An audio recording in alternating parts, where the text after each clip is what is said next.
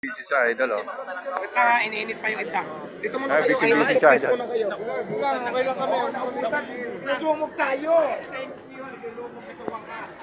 Sino nagsabi wala nang pamukhaan? Dumog na naman ako. Nagkakaubusan daw, idol. Nagkakaubusan talaga. Nagkakaubusan. Bago bumino ngayon. Ang dami ng customer, hindi natin Crispy Olo at saka Crispy Pata. Oo, tapos siyempre yung Paris overload pa rin chicken. Inasal natin Salamat lagi na nagkaroon ka ng ganyang menu ngayon. Kaya naman mga basher, gusto ko naman sasabihin nila naman. Oo, ano. Dumog na naman tayo. Dinudumog. Dinudumog na, oh. Napatunayan natin ang haba ng pila.